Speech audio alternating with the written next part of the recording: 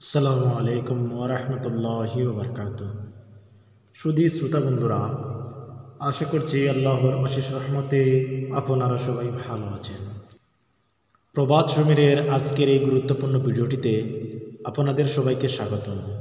সুপ্রিয় শ্রোতা বন্ধুরা, আজকে আমরা জানব সালাতুল জুমআ সম্পর্কে, অর্থাৎ প্রত্যেক সপ্তাহের শুক্রবার যে আমরা পবিত্র জুমআর নামাজ আদায় করি সেই সালাতুল জুমআ সম্পর্কে জানব।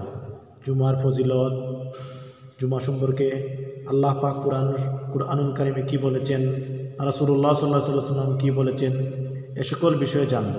তাহলে চলুন সংক্ষেপে সালাতুল জুমার পরিচিতি জানা যাক। সালাতুল জুমআ। সালাতুল জুমার পরিচিতি। আল জুমআত শব্দের অর্থ একত্রিত হওয়া। পরিভাষায় শুক্রবার জোহরের ওয়াক্তে জোহরের সালাতের পরিবর্তে যে সালাত আদায় করা হয় তাকে জুমার সালাত বলে। প্রতি শুক্রবার জামে মসজিদে জুমার সালাত অনুষ্ঠিত হয়। জুমার সালাত ফরজ। অস্বীকারী কাফের হয়ে যাবে। যদি কেউ জুমার নামাজকে অস্বীকার করে তাহলে সে কাফের হয়ে যাবে। অবহেলা করলে কেউ সালাতকেও অবহেলা করলে সে ফাসিক হয়ে যায়। অর্থাৎ জুমার নামাজকে আদায় না করলে ফাসিক হয়ে যায়, অবহেলা করলে ফাসিক হয়ে যায়। মহান আল্লাহ সুবহানাহু ওয়া তাআলা পবিত্র কুরআনুল কারিমে বলেছেন, ইয়া আইয়ুহাল্লাযিনা আমানু ইযা নুদিয়া লিস-সালাতি মিন ইয়াউমিল জুমআতি ফাসআউ ইলা যিকরিল্লাহ ওয়া যারুল বাই যালিকুম খায়রুল লাকুম ইন কুনতুম তা'লামুন।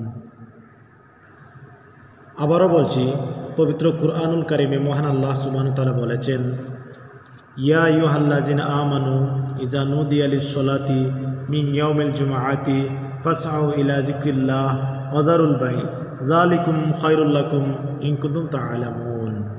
হে মুমিনগণ, জুমার দিনে যখন সালাতের জন্য আজান দেওয়া হয় তখন তোমরা মহান আল্লাহর জিকিরে দ্রুত বেরিয়ে পড়ো এবং ক্রয় বিক্রয় ত্যাগ করো, এটি তোমাদের জন্য উত্তম যদি তোমরা বুঝতে পারো। সূরা জুমআ আয়াত 9। পবিত্র জুমার শরঈ মর্যাদা ও ফজিলত। জুমার সালাতের ফজিলত অনেক।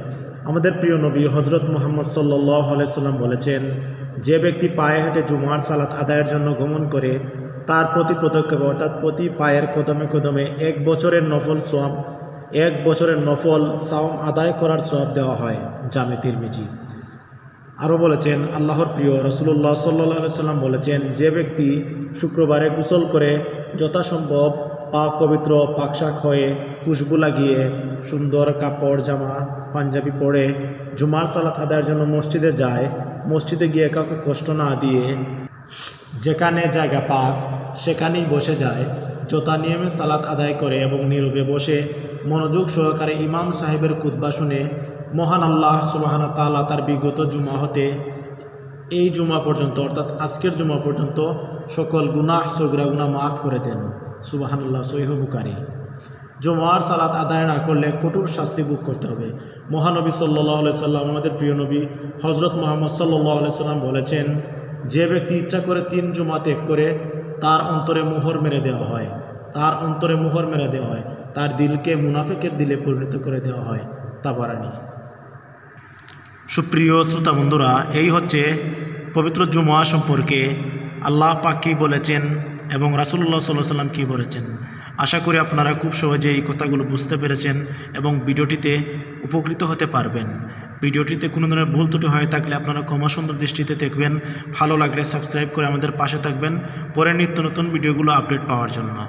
এই পর্যন্ত আপনারা সবাই ভালো থাকুন। আসসালামু আলাইকুম ওয়া রাহমাতুল্লাহ।